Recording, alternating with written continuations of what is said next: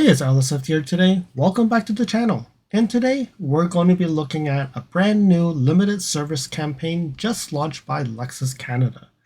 This is a little bit different because around the world, a lot of people have actually got this recall or this limited service campaign already. And yes, this does impact my 2022 Lexus NX 450h Plus. So again, as I said, this is not brand new. I've talked about this in my channel like a year ago, actually more than a year ago. It's about this forward recognition camera software update, and that was like April 2024. It first popped out in Korea. Then Europe got it, and then earlier this year, US got campaign 25LCO2 to update this camera software. And in the US, the breakdown was NX250's got like 10,000 vehicles, the 350, 37,000 vehicles, NX350H, 18, almost 19,000, and the 450H Plus got about 5,000. So that's about 72,000 vehicles impacted across the United States. So a few days ago, I received a notification on the Lexus app saying that there's a limited service campaign, the L91, here in Canada, and it targets the same models in 2022 and some 2023. What it really is there are some vehicles when they got launched in 2024 model year, that's where proactive driving assist got added. So what we can see here is based on the Lexus PDF that we received, it says that the campaign is all about updating the forward collision camera software, which is the key part of the Lexus Safety System Plus 3.0. And in some rare cases, a bug in the old software can actually damage the camera and knock out the pre-collision system the next time you start the car. Good thing is, let me touch wood, I don't think I've seen it yet, but who knows. So what is Lexus doing about it? They're going to reprogram the camera software for free, and if the camera is damaged because of the bug, they will replace it for free. Alright, so if it was just a software update, the timing is going to be quick. But if they find that your camera got damaged because of the software bug, it's going to take a little bit longer to get the repair replaced. All right, so why is this not a safety recall, but just a limited service campaign? The reason for this is it's not going to impact you when you're driving. So it doesn't cause any issues while you're driving, but it's only after next time when you restart the car, then you'll get this pre-collision system, and that's when you'll get the issue. So it's not a safety issue.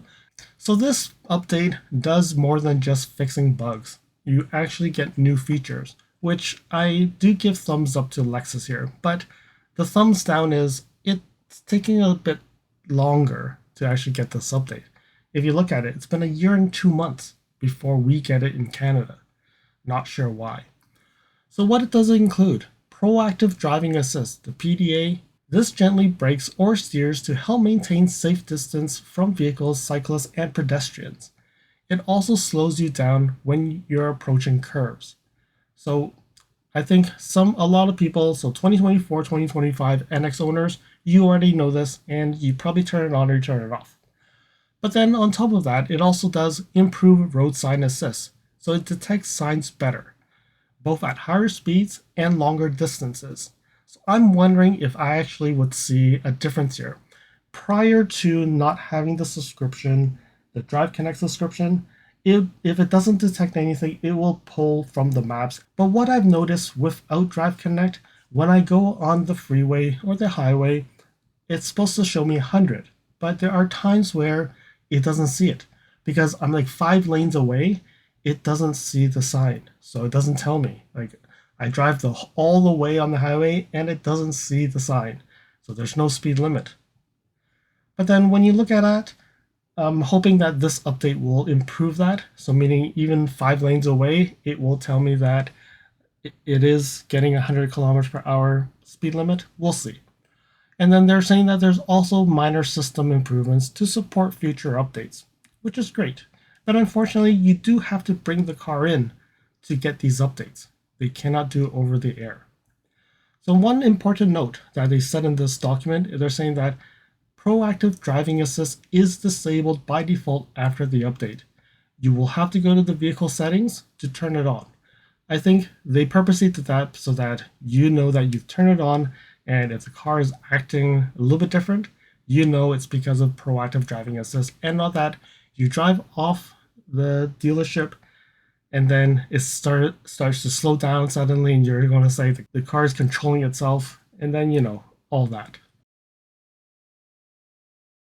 Now, looking at it from a personal standpoint, I've been actually looking forward to trying out proactive driving assist myself. Yes, probably I could have gone to the dealership, test drove a brand new NX, and I've been able to experience it. But owning a car and then experiencing it over time is what I really want to see. Does it really help me? Or it is something that will annoy me, right? I've heard mixed reviews from owners. Some people say that it's just too intrusive, and some are saying that they really think that it's good. So it's hard, right? So let me know what you think. If you've actually got the proactive driving assist, either through the update or if you got a 24, 25 NX, what do you think? Is it intrusive, or is it smooth enough and it really helps you drive? And for the Canadians out there, whoever got the notification, are you planning to get the L91 update or not? And if you have already done it, what do you think? What's your take on the proactive driving assist? Drop in the comments below. I'd love to hear from what Canadian Lexus owners think about this new software, and also other owners around the world. What do you think about this new update? As for me, I probably will have to wait till November to get the update because I think that's my next scheduled appointment. And unless there is something wrong before that, I have to visit the dealership. If not, probably I will wait until November. So you probably won't hear from me on this topic after this video until later in the year. Follow me on Instagram at LSFT videos. You can see updates on my experience with the NX 450H Plus, which may not be shown on any future videos. You can reach out to me via direct messaging if you have any questions on your Lexus. If you like this video, you can provide me feedback in the comments below, like this video, share it with your friends. This definitely will help with the YouTube algorithms. Press the subscribe button and bell icon and get notified when new videos show up. And lastly, if you want to support me further, you can provide me a super thanks, or visit my Amazon storefront before you purchase anything from Amazon, or you can purchase products from the list on the items that I've been using with my vehicle or at home at no extra cost to you. And now let's continue with the video.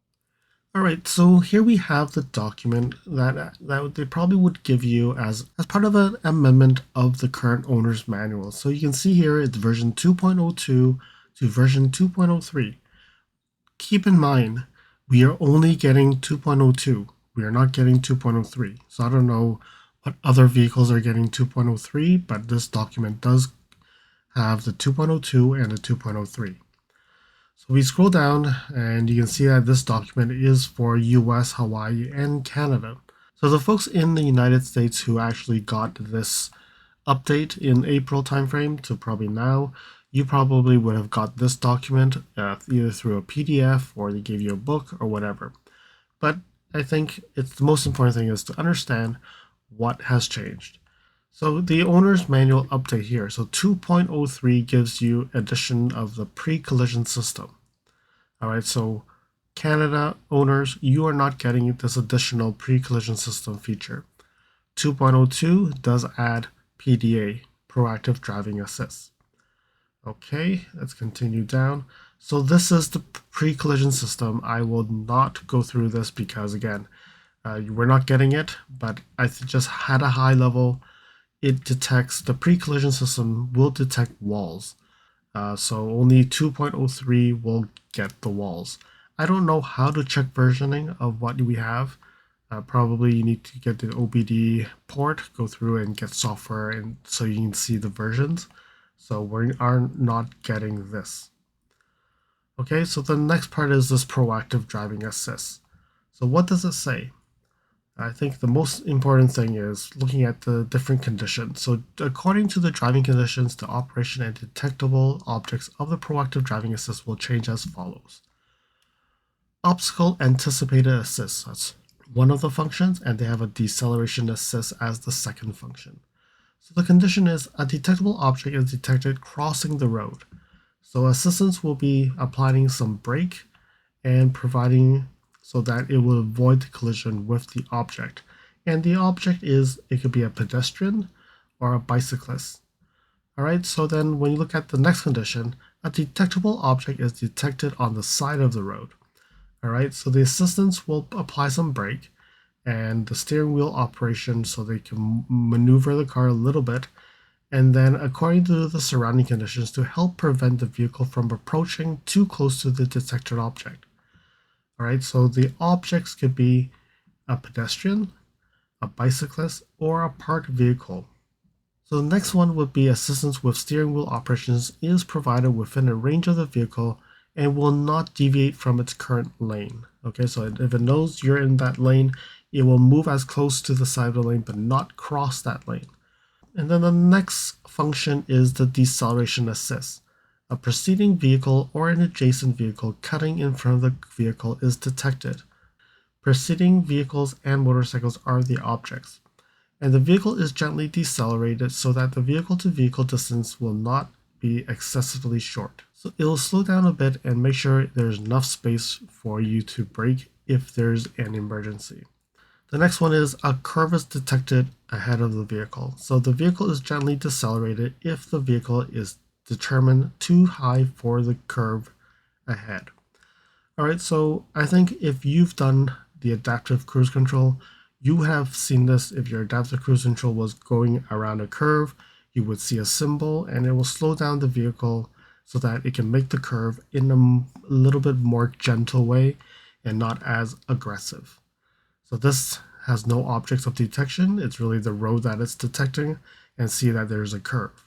And then now there is more information about the speed of operation. So detectable objects crossing the road assistance is approximately from 20 to 35 miles per hour, around 30 to 60 kilometers. If you pass 60, it will not do anything. Detectable objects on the side of the road, same thing, 20 to 35 miles per hour or 30 to 60 kilometers per hour. And when we look at the preceding vehicle deceleration, so approximately 20 kilometers or more. All right. Curve detection is also the same, approximately 50 miles per hour, 20 kilometers per hour or more. So this explains a little more about how the system will be canceled. I'm not going to go through this, but I'll put a link on the description below for this PDF so that you can actually reference it yourself. All right, so let me just scroll down and see what else there is. A lot of warning information. So it tells you how do you turn on, turn off the proactive driving assist and the system display. So you can see that if it's white, it means it's monitoring for detectable objects. And if it's green, it'll be detectable objects crossing the road or detectable objects are on the side of the road. So there's an icon on the dash that will give you, if it's white, meaning it's on. If it's green, meaning it's found something. And then it says a pedestrian has been detected crossing the road or on the side of the road and brake steer isn't operating. So you can see that there's a human in the screen. So you'll probably see these icons when they actually are active.